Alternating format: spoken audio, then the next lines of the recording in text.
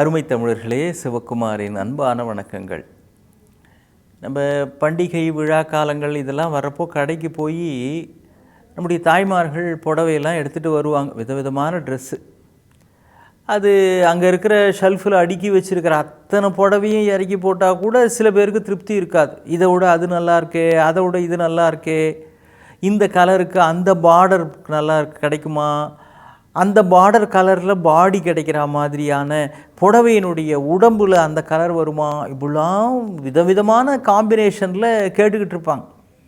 அதை எடுத்து போடுற அந்த தம்பியும் சரி வேலையே ரிசைன் பண்ணிடலாமான்னு மனசு நொந்துருவார். அப்படி பெண்டை நிமித்துவாங்க.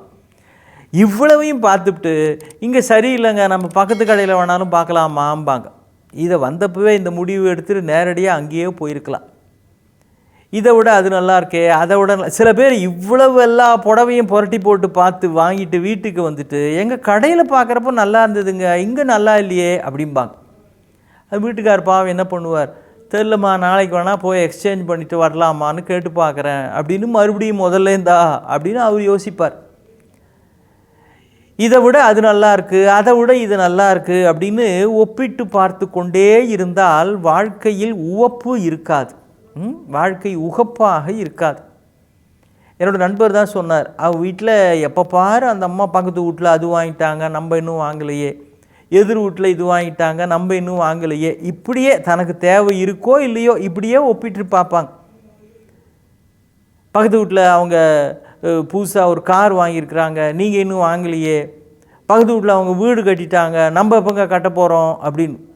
அவர் ஒரு நாள் பார்த்துருக்கிறாரு, பக்கத்து வீட்டில் தெரியுமா உனக்கு அவன் 2வது கல்யாணம் கட்டியிருக்கிறானா, அதை பற்றி உன்னோட ஒப்பீனியன் என்ன அப்படின்னு. எல்லாத்துக்கும் அவன் கட்டிட்டான் அவன் வீடு வாங்கிட்டான்னா 2வது கல்யாணம் கூட தான் கட்டியிருக்கிறான் அப்படின்னா என்ன அர்த்தம், அன்னிலிருந்த வீட்டுக்காரி மாதிரி கேட்குறதையே விட்டுட்டா அப்படின்னு அவருடைய அந்த புத்திசாலித்தனமான அணுகுமுறையை என்கிட்ட பகிர்ந்துக்கிட்டார். எல்லாத்துக்குமே அடுத்தவர்களோடு ஒப்பிட்டு கொண்டிருந்தால் வாழ்க்கையில் மகிழ்ச்சி என்பது இருக்காது. இது ஒரு பக்கம் இருக்கட்டும். ஆனால் பாருங்கள், சில விஷயங்களில் மற்றவர்களோடு ஒப்பிட்டு பார்க்கிற பொழுது தான் வளர்ச்சி என்கிற ஒன்று நமக்கு கிடைக்கும். அப்போ எல்லாம் பையனுக்கு சொல்லப்பார், எதிர் வீட்டு பொண்ணு எப்படி படிக்குது பார், பக்கத்து வீட்டு பையன் எப்படி படிக்கிறான் பார், நீ இது மாதிரி ஃபஸ்ட் ரேங்க் வாங்க வேணாமா, கோல்டு மெடல் வாங்க வேணாமா என்று அப்பாக்கள் அம்மாக்கள் அக்கறையோடு சொல்லுகிறார்கள். சும்மா என்னை கம்பேர் பண்ணிக்கிட்டே இருக்காதம்மா, நோ கம்பேரிசன், அவன் நேச்சர் வேறு என் நேச்சர் வேறு அப்படின்னு இந்த காலத்து பிள்ளைங்க பதில் சொல்லுது. தவறு.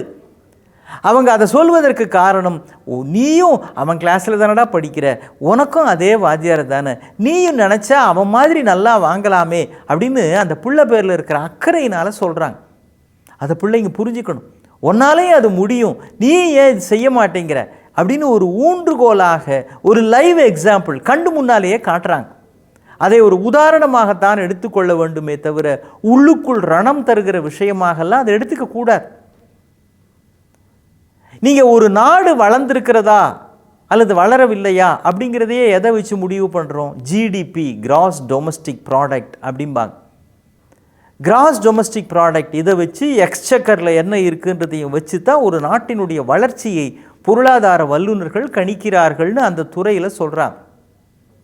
இப்போ அந்த நாட்டை விட நாம் வளர்ந்துருக்கிறோம், இந்த நாட்டை விட நாம் வளர்ந்துருக்கிறோம், பின்தங்கி இருக்கிறோம், இந்த அளவுகோல் தான் ஒப்பீட்டின் மூலமாகத்தான் நமக்கு முன்னேறி இருக்கிறோமா அல்லது இல்லையா என்பதை காட்டுகிறது. அப்போ அந்த இடத்துல ஒப்பிடுதல்ங்கிறது முக்கியம் இல்லையா? ஓட்டப்பந்தயம் ஓடுறப்போ யார் ஃபஸ்ட்டு யார் செகண்டுன்றதை எப்படி முடிவு பண்ணுறாங்க? ஓடுகிற 6 பேரையும் ஒப்பிட்டு பார்த்து யார் எவ்வளோ வேகமாக வந்தாங்கன்ற அந்த வேகத்தை ஒப்பிட்டு பார்த்து தானே முடிவு பண்ணுறாங்க. அப்போ முதலாவது 2வது என்பதை தீர்மானிப்பதே ஒப்பிடுவதன் மூலமாகத்தான். அப்போ சில இடத்துல ஒப்பிட்டா அது சரியான வழிகாட்டுதலாக இருக்கிறது, சில இடத்துல ஒப்பிட்டா அது நேரம் வீணாகிறது, தேவையில்லாத மனச்சங்கடத்தை கொடுக்கிறது. அப்போ இது சரியா தவறா அதை புரிஞ்சுக்கணும் இல்லை? எந்த விஷயங்களில் நம்ம கம்பேர் பண்ணலாம், எந்த விஷயங்களில் கம்பேர் பண்ணக்கூடாது. லுக் ஸ்ட்ரெயிட், மார்ச் அஹெட் அப்படிம்பாங்க. அடுத்தவங்கள பார்த்துட்டு இருக்காத, நீ உன் வேலையை பாரு. சில விஷயங்களில் மற்றவங்கள பார்த்து தான் தெரிஞ்சுக்கணும்.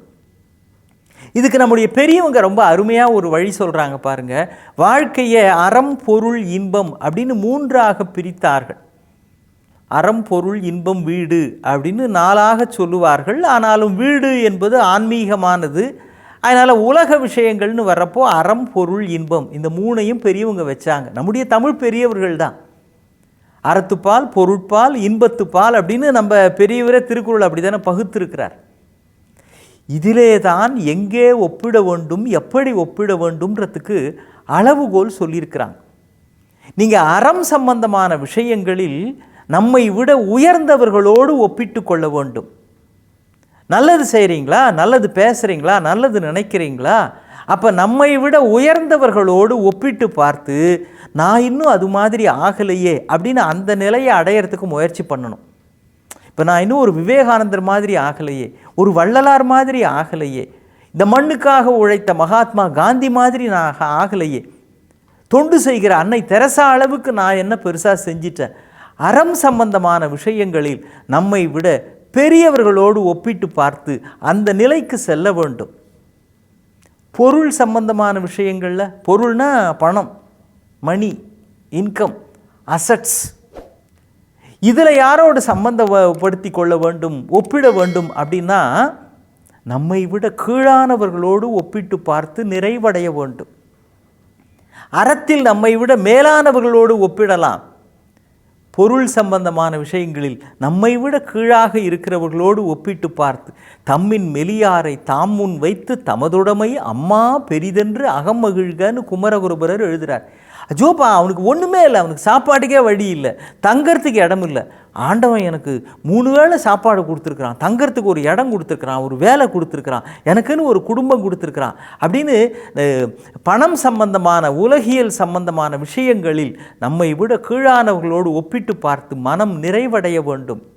இன்பம் சம்பந்தமான விஷயங்களில் சமமாக இருக்கிறவர்களோடு ஒப்பிட வேண்டும். என்னது சமமான? இப்போ ஒரு 25 வயது இளைஞன் அல்லது ஒரு 60 வயது பெரியவர்னு வச்சுக்கோங்க, அவர் இன்னொரு 60 வயசானவரோடு ஒப்பிடணும்.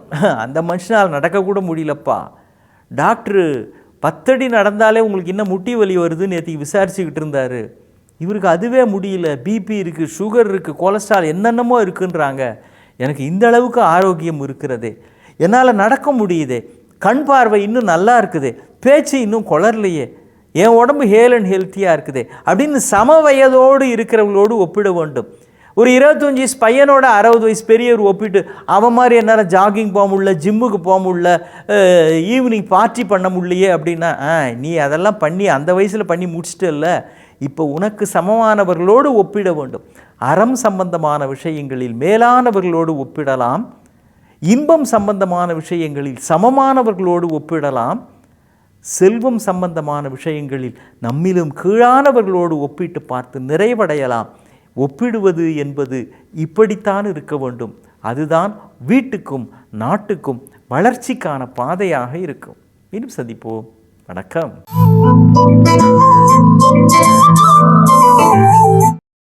இன்னும் பல வீடியோக்களை காண சன் லைஃப் சேனலை சப்ஸ்கிரைப் பண்ணுங்க.